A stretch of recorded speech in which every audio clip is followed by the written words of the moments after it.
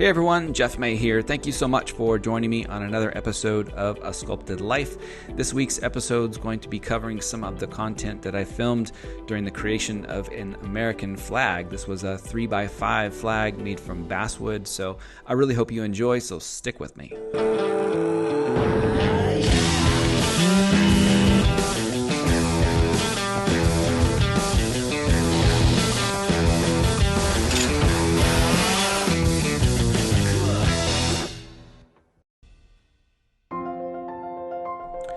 If you think about the American flag and what it symbolizes, there could be a number of different interpretations. And so one of the things that I try to do when I'm sculpting is I try to understand the subject matter, whether it be an animal or an innate object like a flag. But the symbolism behind the flag is pretty powerful if you really think about it. One of the things that I'm thinking about as I'm carving this flag is how can I express myself the most as an artist, yet still leave room for the viewer to interpret its own symbolism according to their life experience and the things that they believe in. As I'm bringing all these elements together, this raw material, and doing all the preparations for the glue up, I'm trying to think of things in my mind that will enhance the sculpture. And sometimes what I'm trying to imagine is how can I make the sculpture is as artistic as possible and give it as much life as possible and still leave room for the viewer themselves to interpret the flag based on its symbolism and their own experience in life and maybe their own interpretations of what the flag itself means. So it's really important to spend some time before you get started with the sculpture, at least for me, and kind of meditate on those kind of concepts. But as we're moving forward here in the sculpture, we are making a piece of Z metal on the plasma table. Z metal is half of it is screwed to the back of the sculpture, and the other half mounts to the wall, and they kind of merge together, overlapping on one another, and it's a fantastic way to mount things that are kind of on the heavy side. I think this one is close to 78 pounds.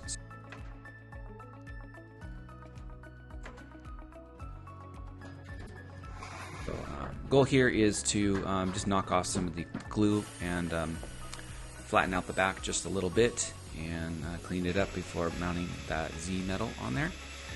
And then once the Z metal is mounted, I made a special jig to kind of just for the construction process, for the carving process, and here I'm inserting these this jig that I made into these receiver tubes that are mounted throughout my shop, just as ways to handle different things.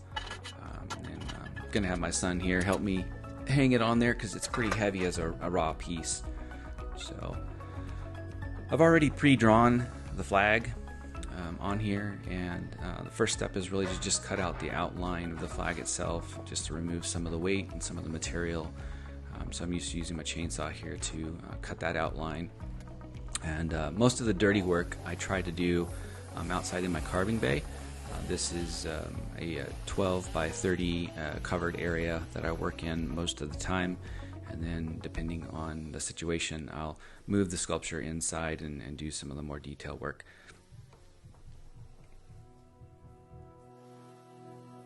Full stop. Can't believe I live in your thoughts. I think about you all the time, morning, evening, and midnight. Such a wonderful delight. Forgo, give up everything that I own. Yeah, I'd give it all up now, just to be with you somehow. Unexpected love was found. You're the rose in a garden, and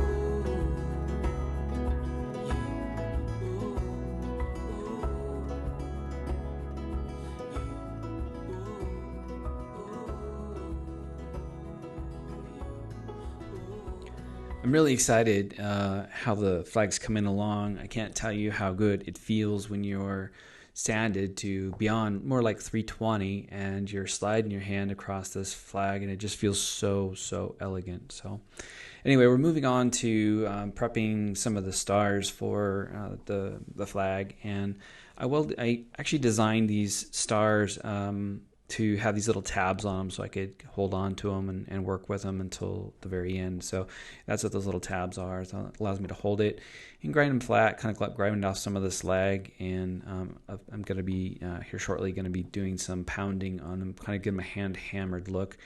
And so I use this old steel railroad tie. Actually, one of the only things that survived from my studio fire back in 2019. It's a little piece of ingenuity that my grandfather had passed down to me. He used to use this railroad tie to pound on just about everything. So it's pretty meaningful for me to be able to use such a simple object and make things on occasion. So I'm basically just pounding out all 50 of these stars. I did a fair number more than 50 just so I had some extras in case I lost or misplaced any of them.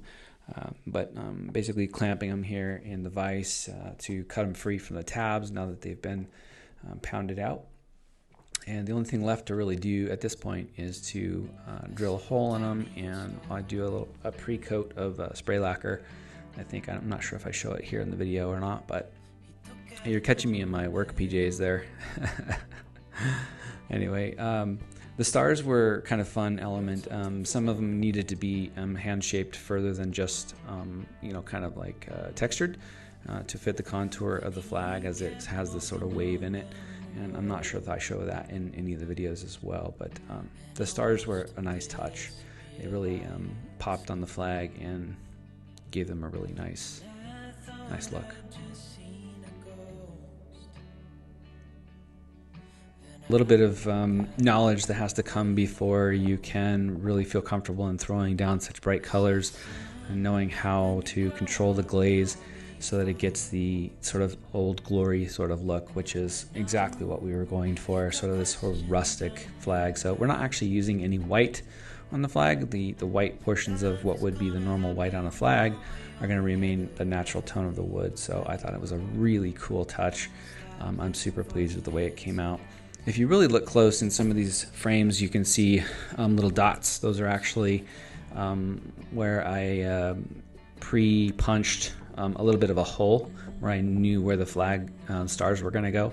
So if you see those, it's kind of a little thing that I added there to make putting the stars on a lot more easy.